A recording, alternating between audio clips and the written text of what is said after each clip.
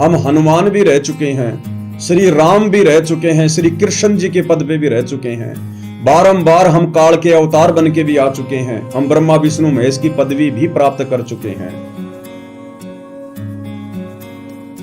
हम सारी प्रोसीजर को पार कर चुके हैं, सारी प्रोसीजर को। इस सृष्टि के 21 ब्रह्मांड के सारे जन्म भोग चुके हैं, सारे। तब कहीं जाकर आज हमारा नंबर पड़ा है मोक्ष की लाइन में। इतना लंबा प्रोसीजर पार करके। इसलिए गुरुदेव भगवान हमें बारंबार जगाते हैं, हमें जागरूक करते हैं, विशेष तौर पर दबाव देते हैं कि पुण्यात्माओं, ये मौका मत चूको। तुम्हारा बिल्ली का भाग का छीका टूटा है, समझा है तो सिर दर पांव, घोर नहीं रे ऐसा था। तुम ये मत देखो कि मैं गरीब हूं, मेरे पास कोई ठीक ठाक रोजगार भी नहीं है, मेरे बच्चे भी अच्छी स्कूल में नहीं पढ़ते हैं, मेरे घर में वो भौतिक सुख सुविधा भी नहीं है जो एक आम व्यक्ति के घर में होनी चाहिए। गुरुदेव कहते हैं इन चीजों की तरफ मत देखो, इन चीजों का कोई लेना देना नहीं है। अगर देना होगा तो परमात्मा चुटकी में दे देगा, चुटकी में। लेकिन ये तो काल की बेड़ियां हैं, काल की बेड़ियां। भक्ति कर ही नहीं पाएंगे हम। ये चीजें तो परमात्मा ने जानबूझकर आप और हमारे जीवन से हटाई हैं, डिलीट की हैं, ताकि हम भक्ति कर सकें। अन्यथा ये चीजें भौतिक सुख सुविधा तो बकवाद करवाएंगी, बकवाद। आज आप दुख में हैं, गरीबी में हैं, थोड़ी बहुत दिक्कत है, परेशानी है, हमें बार बार परमात्मा याद आ रहा है, भगवान याद आ रहा है। गरीब आदमी को रिश्तेदार भी ज्यादा महत्व नहीं देता, उसके यार दोस्त भी ज्यादा नहीं बनते।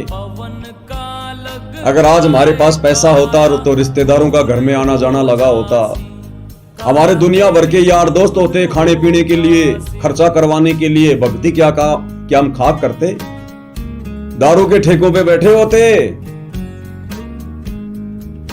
आज आपका बेटा कोई अच्छी नौकरी में होता, या तो आप खुद अहंकार में, अभिमान में फूला नहीं समाते, या वो बेटा फिर आपके ऊपर काल बन के बैठ जाता, वो आपको भक्ति नहीं करने देता कि पापा जी आप क्या कर रहे हो, आप कौन सी दुनिया में जी रहे हो, ये साइंस का जमाना है, कहां आप बाबाओं के चक्कर में पड़ गए। वो आपको भक्ति नहीं करने देता।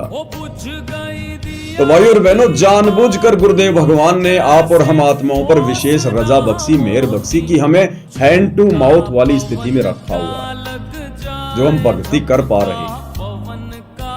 हमारे संपर्क भी ज्यादा लोगों से नहीं है, अगर थे तो इस ज्ञान को समझकर हमने खुद ब खुद कम कर लिए कि दुनिया से ती दोस्ती, पड़े भजन में भंग, एका एकी राम से या साधु के संग। तो भाई और बहनों, ये तो आप और हमारे ऊपर एक विशेष रजा, एक मेहर है गुरुदेव की, जो हम इतने धनवान नहीं हैं, पैसे वाले नहीं हैं, हमारे संपर्क राजनेताओं से नहीं है, मंत्रियों से नहीं है, बड़े बड़े लोगों से नहीं है। ये गुरुदेव की विशेष मेहर, विशेष रजा।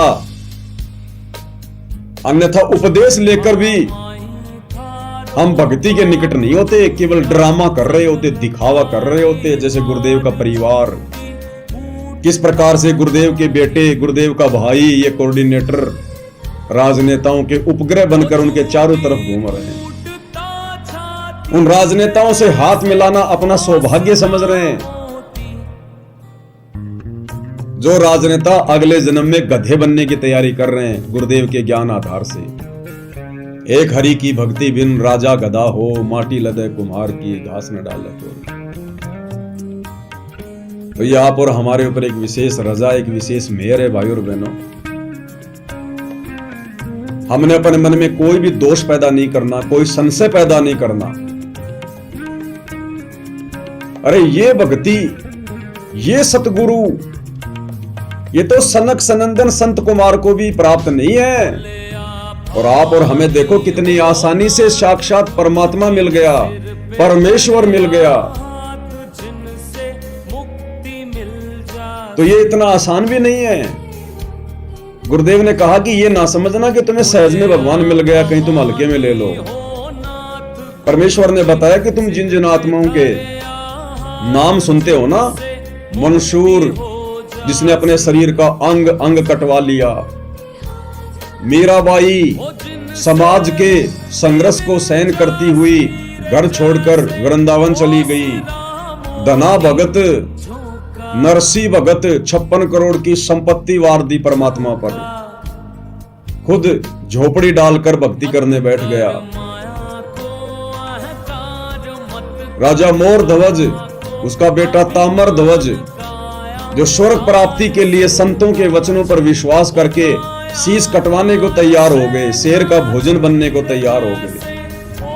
और आज से पहले ना जाने आत्माओं ने परमात्मा प्राप्ति के लिए क्या क्या यत्न किए, प्रयत्न किए, परिवार त्यागा, संपत्ति त्यागी, वैराग धारण किया। तो गुरुदेव कहते हैं कि मैंने तुम्हारे से पिछले जन्मों में ये सारे बलिदान, ये कुर्बानियां ले ली हैं। आप ही वो आत्माएं हैं जो आज एक सामान्य व्यक्ति की तरह दिखाई दे रहे हो। ये कुर्बानी आज से पहले तुम्ही आत्माओं ने दी थी, उन्हीं कुर्बानियों के बदले में आज गुरुदेव ने हमें अपनी शरण में लिया है।